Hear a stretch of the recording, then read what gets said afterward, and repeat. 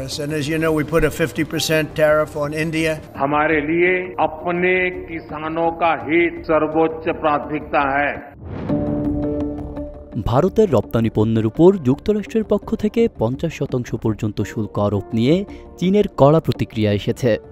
ভারতে নিযুক্ত চীনের রাষ্ট্রদূত শু ফেইহং এক্স অর্থাৎ সাবেক টুইটারে এক তীব্র মন্তব্য করেছেন, গুন্ডাকে 1 ইঞ্চি ছাড় দিলে সে 1 মাইল নিয়ে নেয়। তার এই মন্তব্যের লক্ষ্য যে মার্কিন প্রেসিডেন্ট ডোনাল্ড ট্রাম্প তা স্পষ্ট। একই সঙ্গে তিনি যুক্ত করেছেন চীনা পররাষ্ট্রমন্ত্রী ওয়াং ই এর একটি বক্তব্য, যেখানে বলা হয়েছে শুল্ককে কোনো দেশের বিরুদ্ধে চাপ প্রয়োগের অস্ত্র হিসেবে ব্যবহার করা জাতিসংঘ সনদ ও বিশ্ব বাণিজ্য সংস্থার নিয়মের লঙ্ঘন।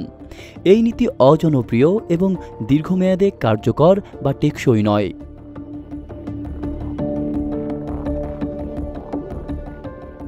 ট্রাম্প প্রশাসনের দ্বিতীয় মেয়াদে ভারত শুরুতে মার্কিন বাণিজ্য আলোচনার কেন্দ্রে ছিল, তবে ভারতের কৃষি ও দুগ্ধ খাত মার্কিন কোম্পানির জন্য উন্মুক্ত না করা এবং রাশিয়ার কাছ থেকে তেল কেনা অব্যাহত রাখার কারণে আলোচনা আটকে যায়।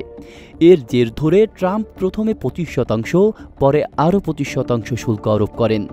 প্রথম ধাপের শুল্ক ইতোমধ্যে কার্যকর হয়েছে, আর দ্বিতীয় ধাপ কার্যকর হবে আগামী 27 আগস্ট।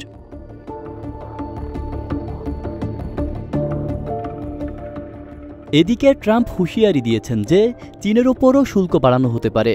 সাংবাদিকদের এক প্রশ্নের জবাবে তিনি বলেন, হতে পারে, আমি জানি না। আমরা ভারতকে দিয়েছি, হয়তো আরও একটি দেশকে দেব, চীনও থাকতে পারে।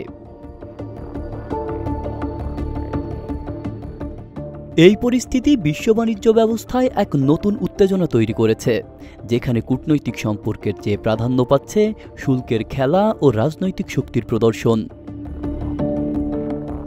আব্দুল্লাহ রাফসান জনি, ঢাকা প্রকাশ।